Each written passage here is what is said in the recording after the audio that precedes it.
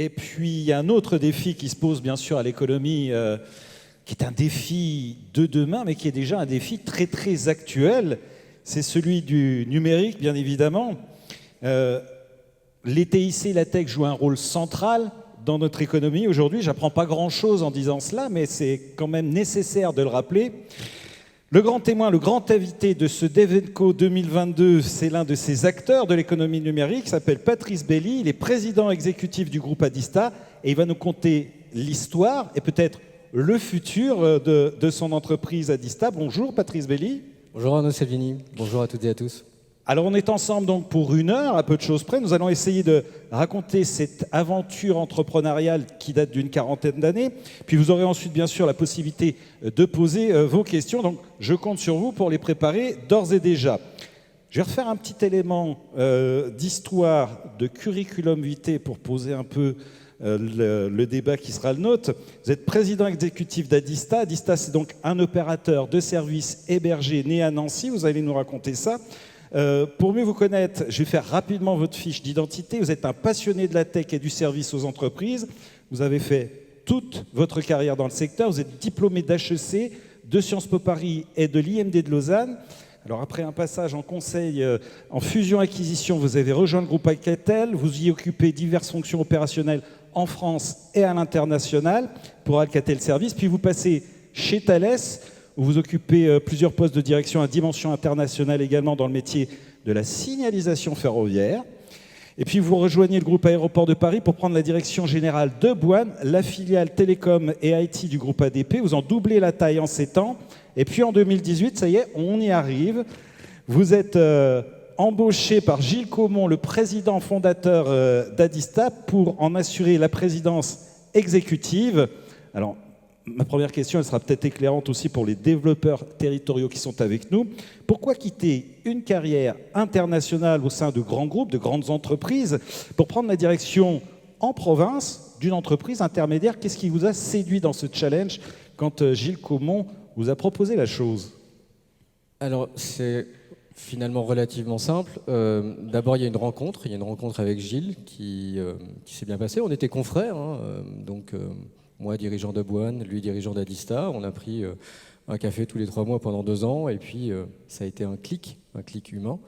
Et tant et si bien que lorsqu'il s'agit de lui succéder, c'était relativement évident. J'avais un peu, quelque part, déjà apprivoisé l'animal Adista. Et puis, même si j'ai fait une carrière dans des grands groupes, effectivement, j'étais aussi toujours un petit peu à la marge de ces grands groupes. Et j'avais une véritable envie d'entreprise indépendante. Et c'est bien ça que j'ai trouvé dans l'aventure Adista.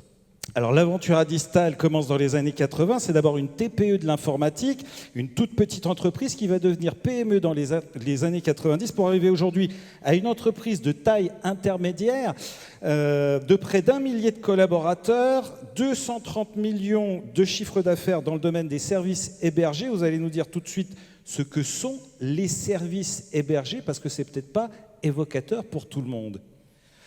Alors, qu'est-ce que ça veut dire opérateur de services hébergés? Ça veut tout simplement dire qu'on déploie et on exploite des services qui sont produits dans des centres d'hébergement, des data centers, comme on dit de façon plus vernaculaire.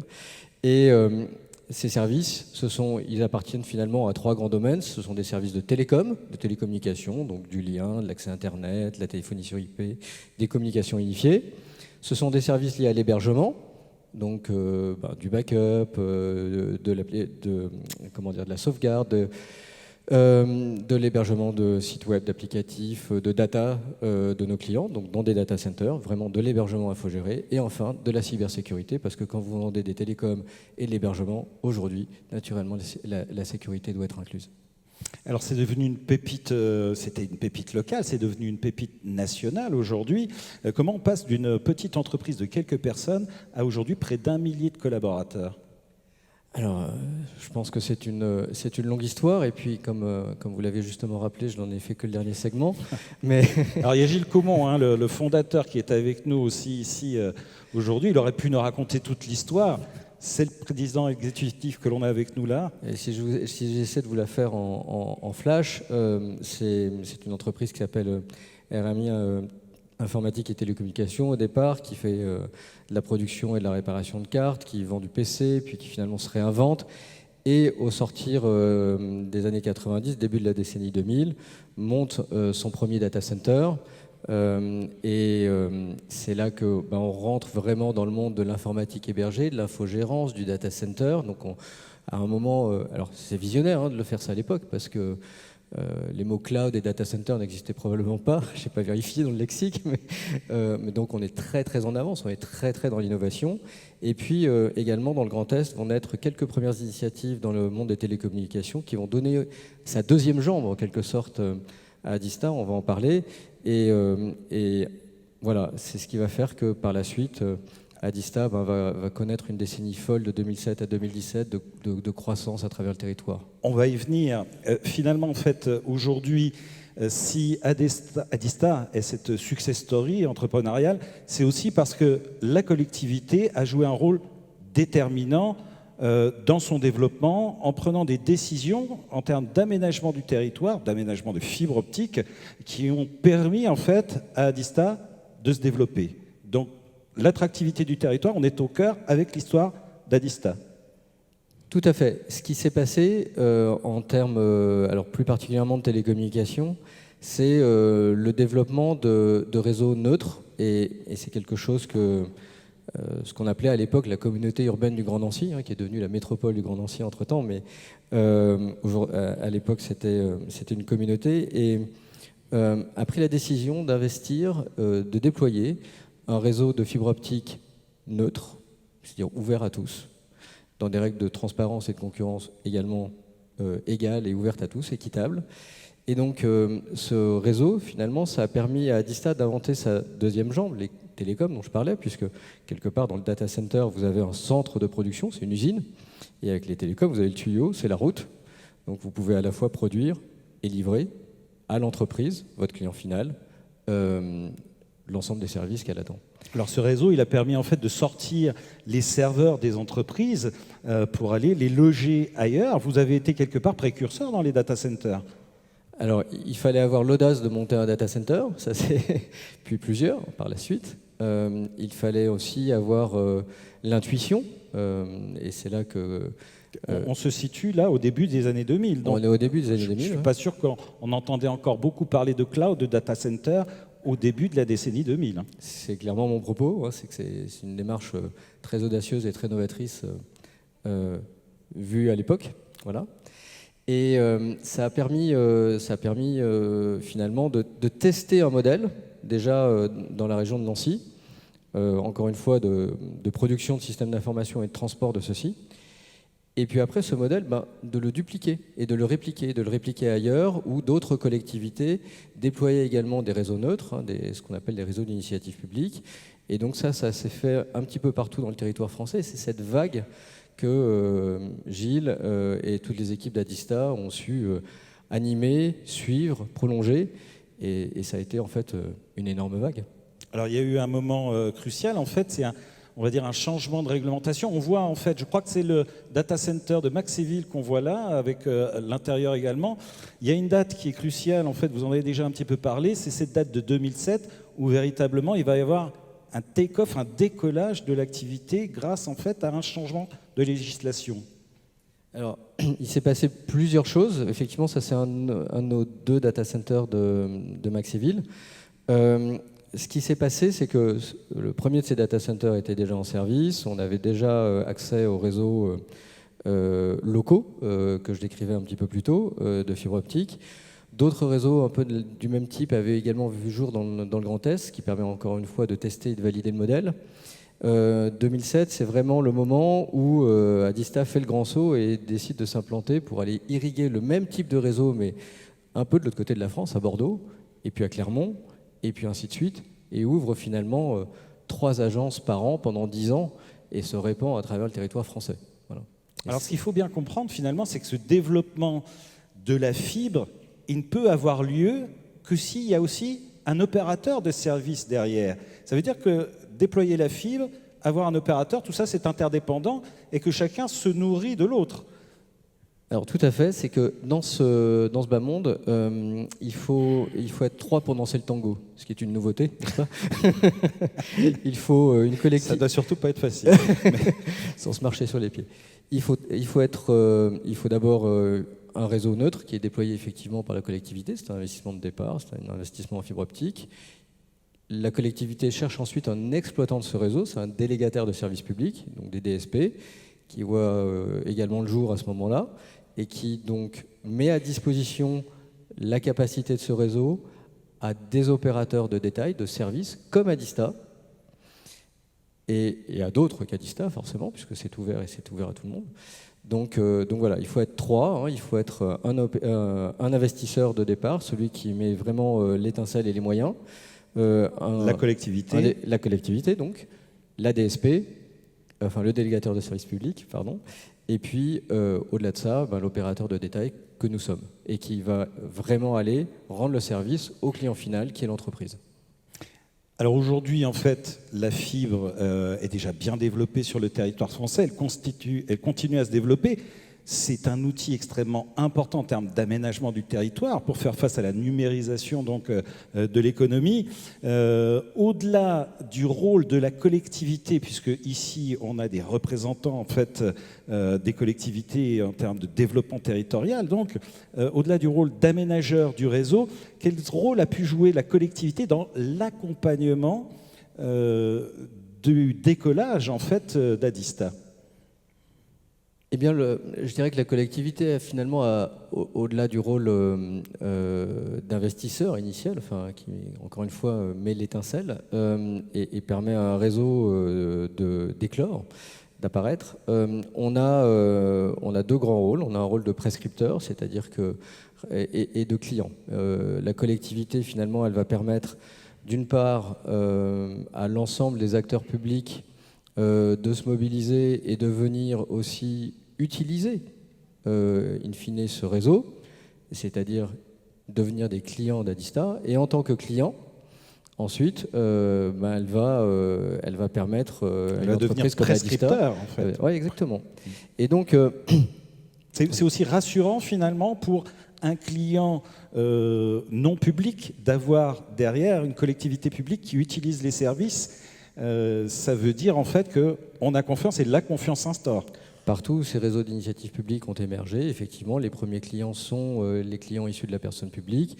C'est pour ça qu'Adista sert, je peux vous donner quelques statistiques, mais quelques 43 services départementaux d'incendie et de secours, plus de 800 acteurs de la santé, des CHU et d'autres. Alors on a quelques références d'Adista, hein. Il y a des privés, il y a aussi bien sûr du secteur public. Ouais. Plus de 500 villes et intercommunalités. Voilà, donc on est forcément, du coup, également partenaire et très présent auprès des acteurs publics, là où nous sommes implantés. Enfin, c'est une forme de partenariat qui s'est montée. Il y a un écosystème favorable, favoriser l'accès aux infrastructures, on vient de le dire, c'est le rôle de la collectivité. Un prix de l'abonnement aussi qui soit accessible, et c'est quand même la collectivité avec son délégataire qui va décider du prix de l'abonnement, ça aussi sont des facteurs favorables.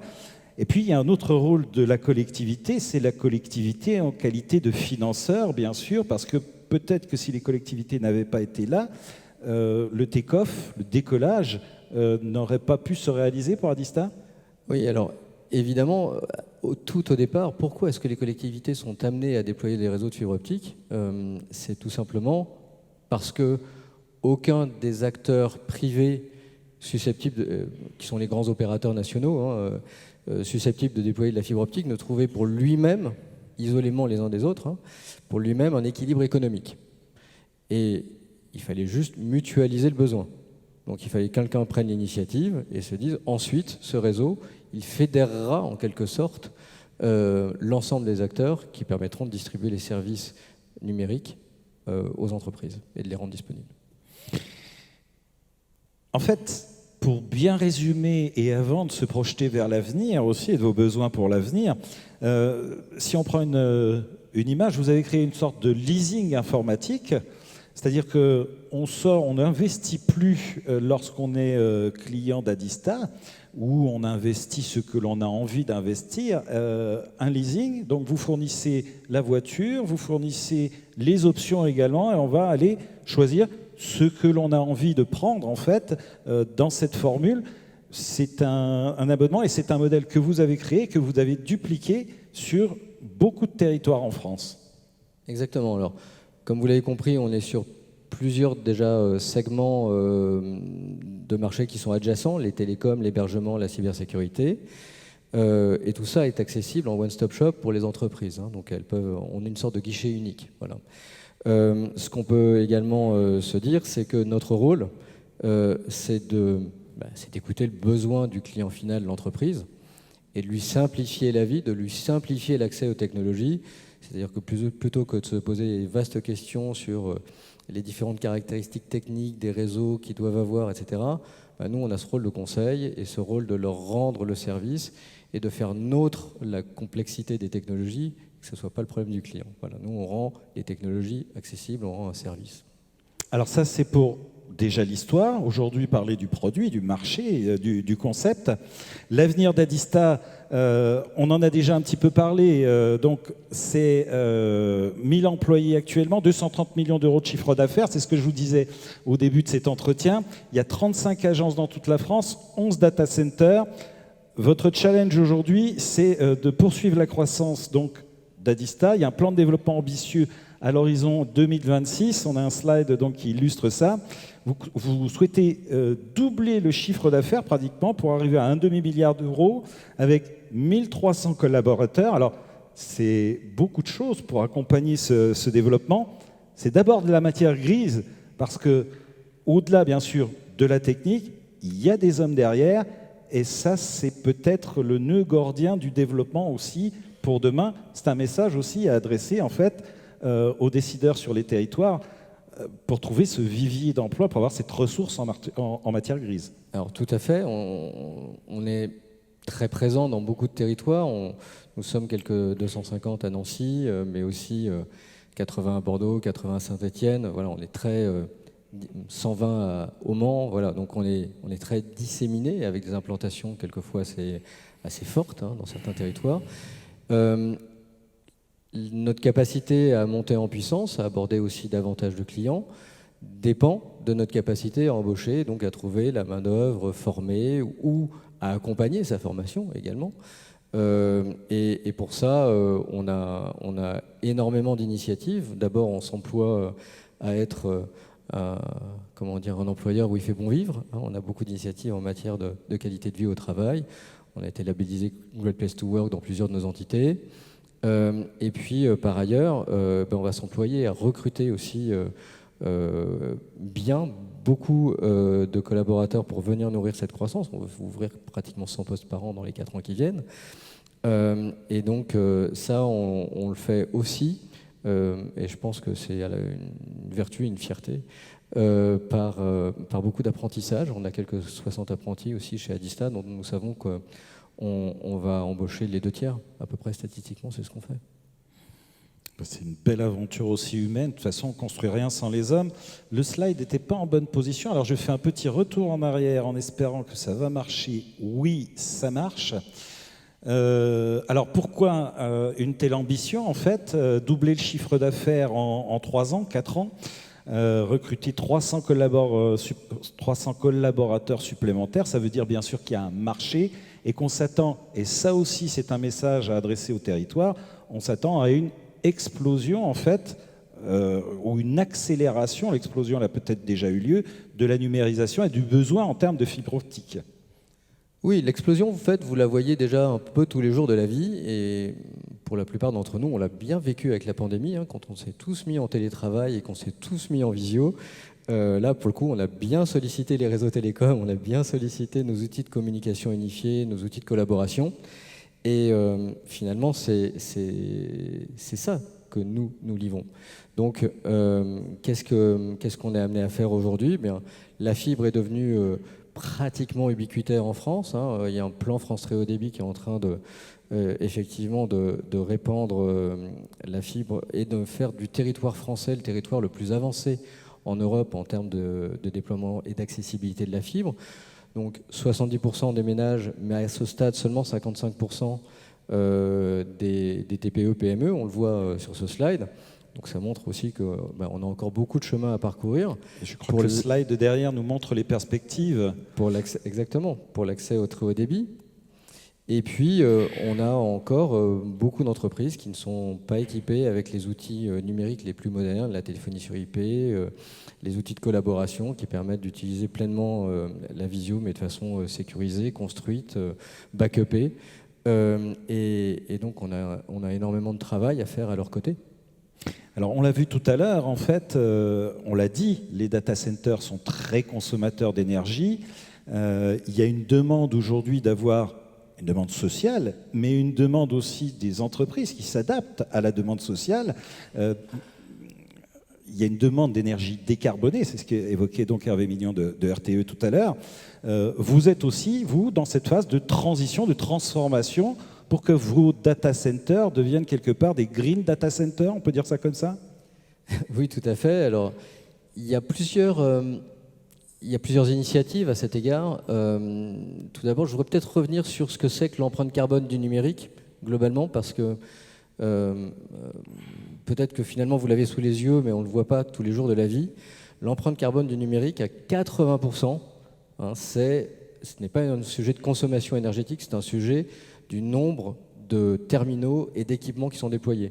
Chacun d'entre nous a probablement un smartphone au moins, une tablette peut-être, un ordinateur certainement, une télé à la maison, tout à fait.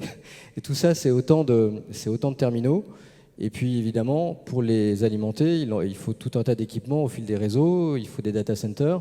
Donc on a énormément d'équipements.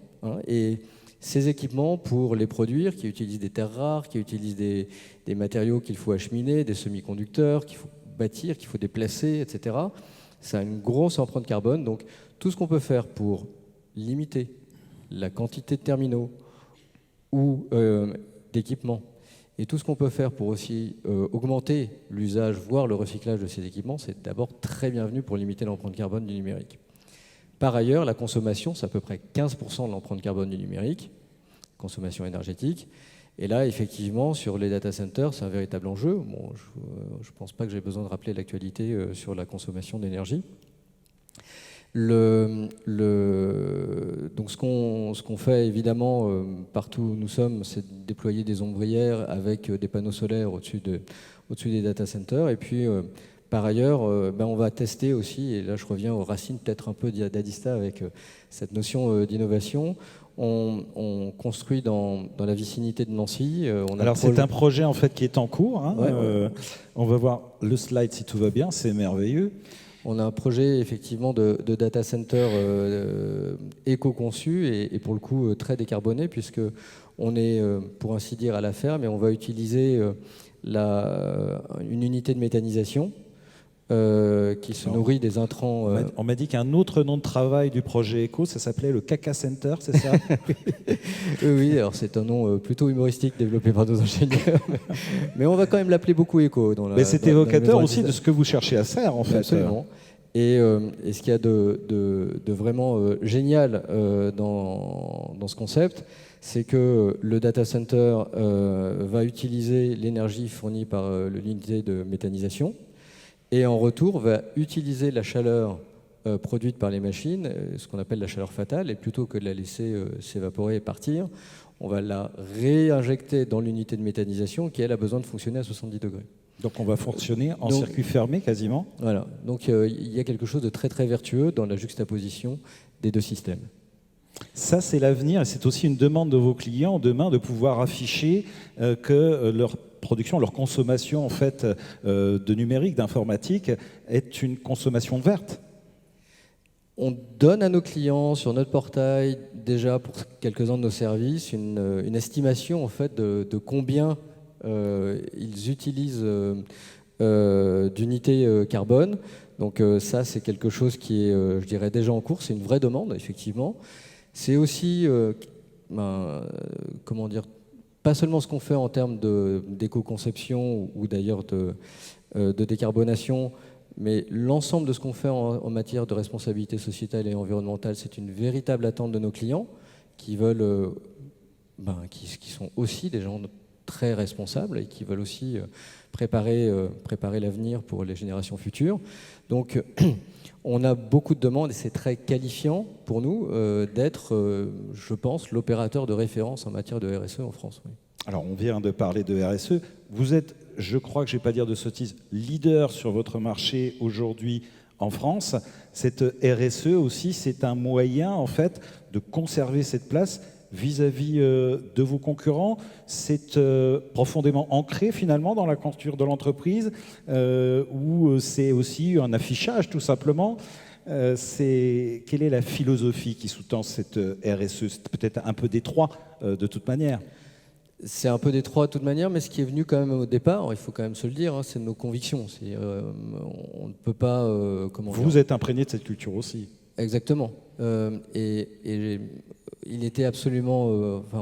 on s'est mis en marche, si vous voulez, avant d'avoir une démarche complètement structurée. On avait déjà beaucoup d'initiatives dans la maison Adista qui allaient dans ce sens. Ce qu'on a fait aujourd'hui, c'est qu'on a littéralement mis la RSE je dirais, au cœur de notre stratégie. On a créé une direction de la RSE qui est assise au COMEX et qui est donc partie prenante aux décisions.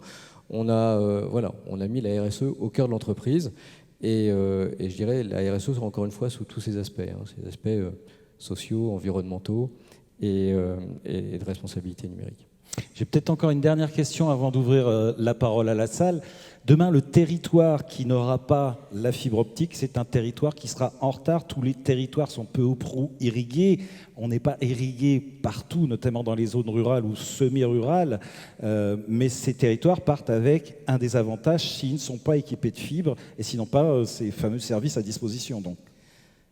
Aujourd'hui, tout le territoire français n'est pas complètement couvert, mais il ne faut pas oublier que le plan France très haut débit n'est pas non plus à sa fin. Ce sont des investissements très lourds aussi. Ce sont des investissements lourds, évidemment. Les derniers kilomètres qui restent à couvrir sont les plus difficiles, ce sont souvent les plus chers. Les plus chers, les plus reculés. Donc, effectivement, c'est un enjeu. Il y a aujourd'hui une prévision qui est que la couverture du territoire soit bouclée en 2025.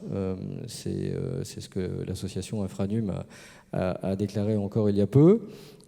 Partout là où on ne peut pas aller, je dirais, jusqu'au bout du territoire, parce que quelquefois les territoires sont vraiment très reculés et peu peuplés, on va trouver de la ressource aussi mobile. On va utiliser les réseaux mobiles avec de la 4G avant et de la 5G plus tard, mais voilà. Donc, fin de l'aménagement en fait de ce réseau d'ici 2025. C'est à peu près la date en fait aussi de votre projet, l'ambition 2026 donc. Alors j'espère que ce ne sera pas la fin du projet. On travaille ardemment à ce qu'il y ait une suite à ce projet. Mais en effet, on aura connu toute la vague d'ici là. La fibre aura été déployée. Je pense que de fait, on sera encore en train de convertir beaucoup d'entreprises et d'utilisateurs du passage, je dirais, d'anciens réseaux cuivre au fur et à mesure qu'ils sont décommissionnés par France Télécom à de la fibre optique. Donc, ce faisant, ils passeront aussi à de la téléphonie sur IP, ils passeront à des usages avec beaucoup plus de vidéos, ils auront enfin le plein accès à tous les outils qu'on aime utiliser finalement tous les jours de la vie. Ils auront aussi pleinement accès à nos infrastructures d'hébergement et pour demain, en fait, ce qu'on anticipe aussi, c'est je dirais, davantage encore travailler sur le volet hébergement et le futur d'Adista au-delà de 2025. Ça ira encore sur plus d'informatique, plus d'hébergement, plus d'infogérance et au-delà des télécommunications. Avec aussi un enjeu très important, celui de la cybersécurité, qui devient un réel problème, que ce soit pour les entreprises ou pour les collectivités.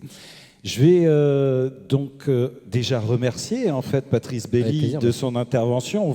On vous applaudira tout à l'heure, mais je vais ouvrir donc la parole à la salle donc sur ce sujet de l'économie numérique, de l'attractivité des territoires, sur cette histoire en fait aussi qui est assez édifiante sur la nécessité d'irriguer les territoires aussi en termes de très haut débit. Est-ce que vous avez des questions ? Nous avons 2 micros. Je vois une question au premier rang.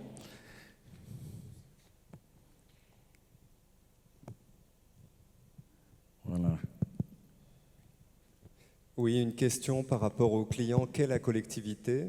Actuellement, entre certains de vos concurrents qui vont se positionner sur un prix qui va être plus agressif, mais qui n'aura pas justement l'action vertueuse à la fois de transition énergétique, de RSE, etc.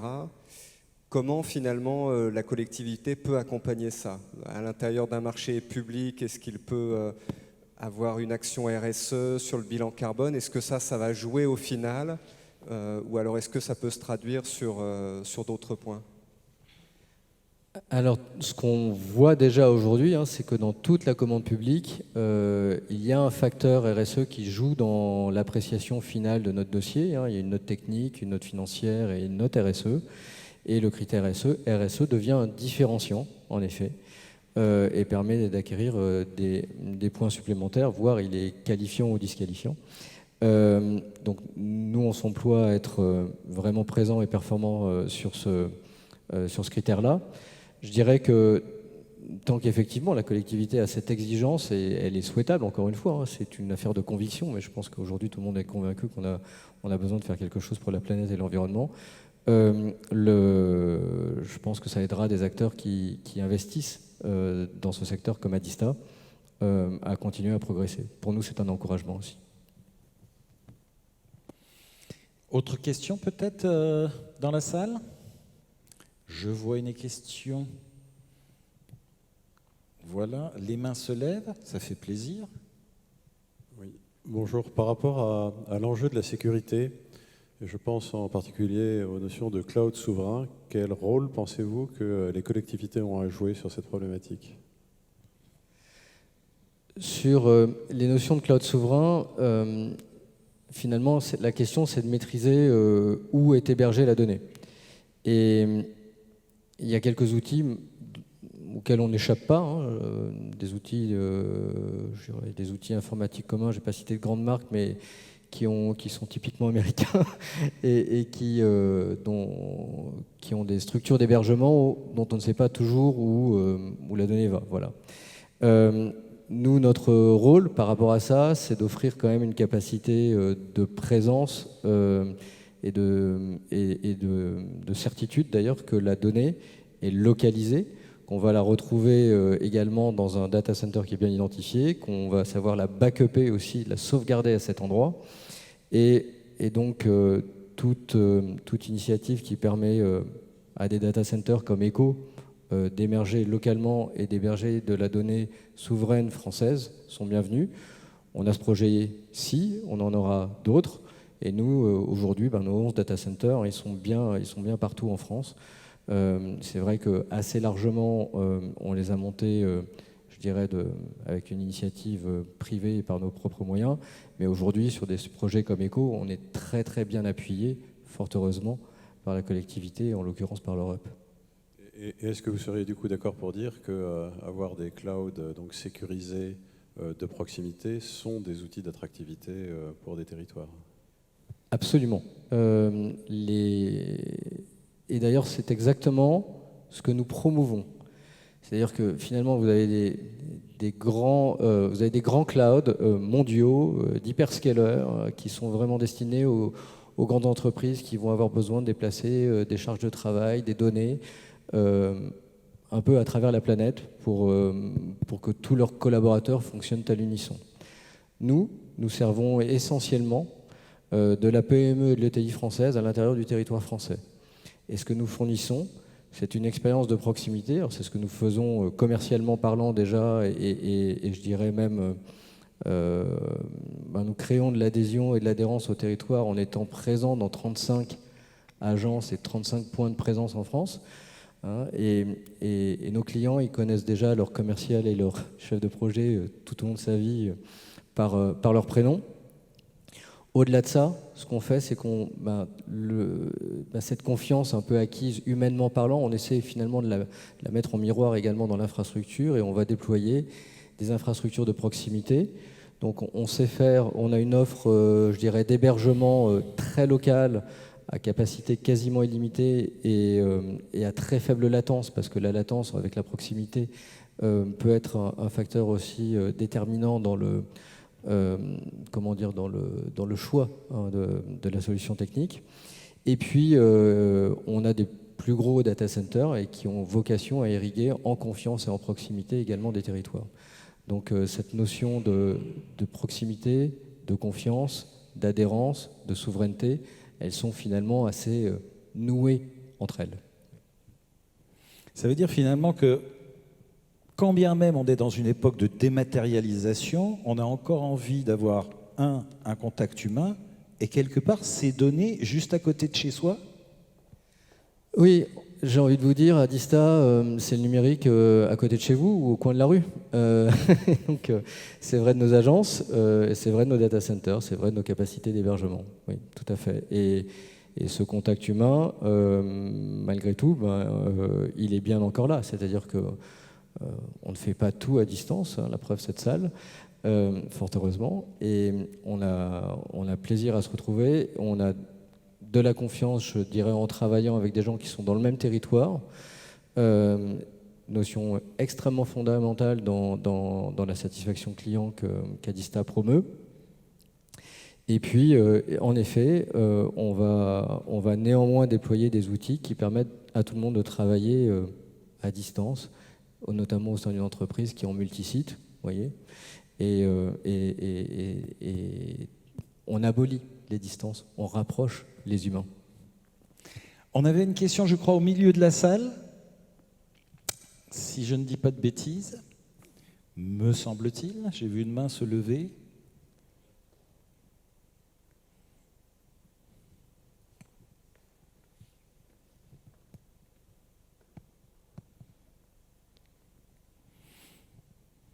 Ma question a déjà été partiellement posée sur la question de la souveraineté numérique, mais je pourrais la prolonger un petit peu plus sur la question de la responsabilité sociale également. Est-ce que vous ne pourriez pas être prescripteur d'outils qui ne soient pas des outils américains, comme vous le disiez? Il y a des outils open source qui sont très bien capables de remplacer des grands outils qu'on utilise au quotidien. Ce qui compte, c'est de les promouvoir et de les faire se développer pour qu'ils finissent par être utilisés et finalement améliorés par les communautés. Je pense à des Nextcloud, des Mattermost, des LibreOffice, etc. Est-ce que vous ne pourriez pas également prendre ce rôle auprès des collectivités, auprès des territoires, auprès des TPE, des PME, de prescription d'outils sur lesquels vous avez plus la main sur à la fois les questions de sécurité et la question de la gestion des données? Alors en matière d'outils, si vous voulez, il s'agit pour nous de répondre à la demande qu'ont les entreprises. Voilà. Il y a une réalité qui est quelque part aussi une évidence et une fatalité, qui est que Teams a pris les 2/3 du marché des communications unifiées. C'est une réalité. Mais les clients le demandent, on leur rend service. Je ne peux pas vous dire le contraire. Et donc ça, on l'accompagne par contre. Et puis effectivement, on l'accompagne également en expliquant comment on va pouvoir sécuriser éventuellement cet usage un peu particulier. Deuxième chose qu'on fait, là où on peut, on n'hésite pas à promouvoir et mettre en avant des solutions franco-françaises. Solutions de sécurité, Veil Secure, c'est une offre à Dista voilà, qui est à notre catalogue. Et évidemment, quand on peut et dès qu'on peut et dès que ça se justifie, il n'y a aucune hésitation et au contraire, on fait grand plaisir à avancer la French Tech. Peut-être encore une ou deux questions dans la salle? On a encore un petit peu de temps. Je vois le président qui fourbit son discours. Patrice Belli, est-ce que il y a un message en fait sur cet avenir en fait de votre métier, sur l'avenir en fait, sur la numérisation, sur la fibre optique, il y a un message en fait qu'il faudrait retenir de notre intervention, ou quelque chose qu'on n'aurait pas évoqué et qui pourrait nous servir de conclusion? Je pense que le message, d'abord, c'est que effectivement, pour, je dirais, l'étincelle, il fallait remplir pas mal de condition au départ pour que la pépite Adista, qui était déjà présente depuis pas mal de temps, éclose, hein, ou la pépite RMI devienne Adista, on pourrait le dire comme ça. Et donc, comment ça s'est fait? Ça a été un mix, hein, une association de facteurs, encore une fois, d'entrepreneurs audacieux et courageux, d'innovation.